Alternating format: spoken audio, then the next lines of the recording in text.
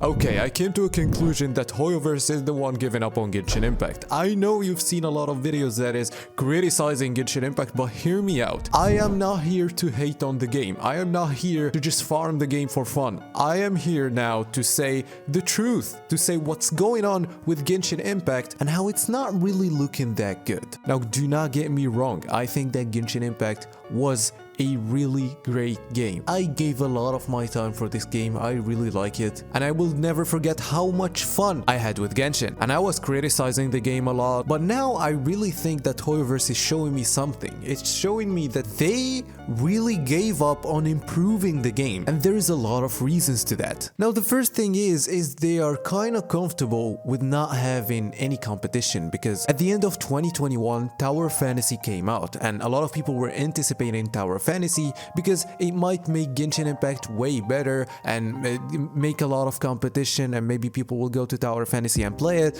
After Tower Fantasy being a flop, that was the first thing that made Genshin Impact almost impossible to change. They became so comfortable with their game that they didn't feel the need to improve it because people saw how bad other games could be. And I know that people, clown on Tower Fantasy a lot, but I really think this is a big reason with how the developers are treating Genshin Impact. And after that, we did not expect that Honkai Star Rail could be the competitor, the one that makes a lot of players criticize Genshin Impact and make it change a little. And yeah, for some time, a lot of memes, a lot of criticism, a lot of things that Honkai Star Rail did have that proved that Hoyoverse can make Genshin Impact way better made it obvious to the players. And after that, we did see some implementations in Genshin Impact that is coming from Honkai, but the execution wasn't really the best. And the thing is, since Honkai Star Rail came out, we started seeing so many competitors in the gacha scene. But even with this, Genshin Impact is still the most popular. But with the existence of Honkai Star Rail, we did see also how they actually managed to make Fontaine good. They really did a good job with Fontaine in terms of lore, writing the characters, even the characters themselves, they were good. They were actually from Fontaine. We really liked Nuvelette, we really liked Farina.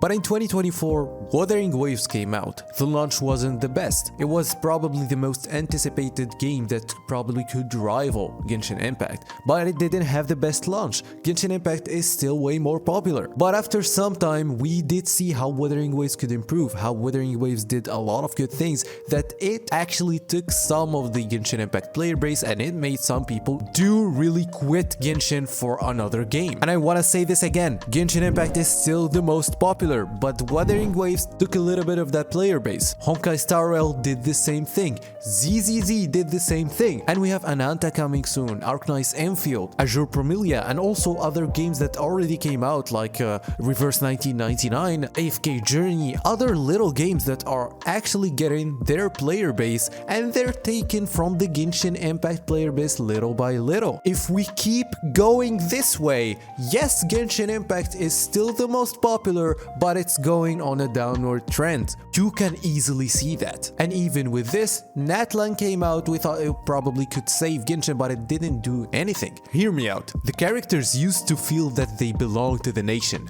Now they are just random people thrown there. People saying that it focused on the lore and now the characters are being delusional. While if you are a person that didn't play the Natlan story, I would say that it did actually have some good info and moments, but it's not close to what the expectation of a Nation of War could be. And I don't even have to compare this to other games because I can compare it to Fontaine from the same game that happened just 1 year before it. The writing of most characters and the execution of Fontaine was one of the best, if not the best, in Genshin Impact. That is one of the reasons why 4.2 was one of the best patches in the whole game, proving that Genshin Impact could deliver so much more than what they are doing now. Yet Hoyoverse found out that other players are cherishing the revenue, happy that their game is not even giving them the bare minimum, but it's just making more money. While seeing other games, like Wuthering Waves for example, making so many changes to the game, having so many quality of life changes, even some of them that are easy to implement, while making less money. If this is proving something, is that Hoyoverse is really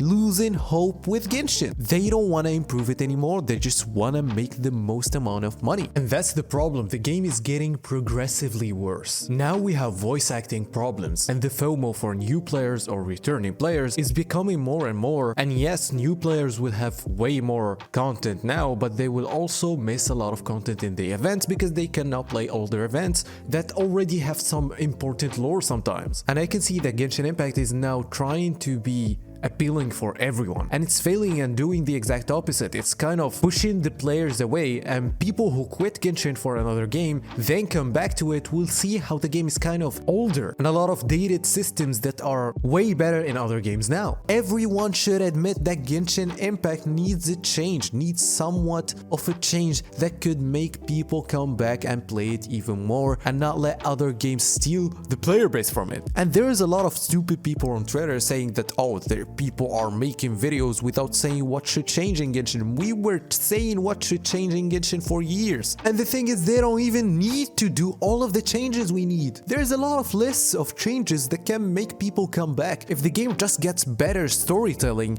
this will make it even better. People can play it more for the story with less complaining. If they do know how to make more story quests and even get from Wuthering Waves now and take some ideas from Wuthering Waves of how they execute some of the story quests that are in the 2.0 and having more content without making the second half of patches full of filler, they can think of new event ideas, and you cannot debate me on that. There is a lot of event ideas that you can do in the game, but they're still recycling the same formulas. But they don't want to do that, and they think that they don't need to do that, but they will soon need to do it. I was one of the people that say that it's cool that the game changes, but it doesn't need to change because it's making money, but soon this will not be the case. But as we see now, the devs are just making random stuff with the game, and it's not heading to a good direction. I'm not saying that the game is dead. It is still the most popular, it's going down, but it's so disappointing to see that the game is not even close to its full potential.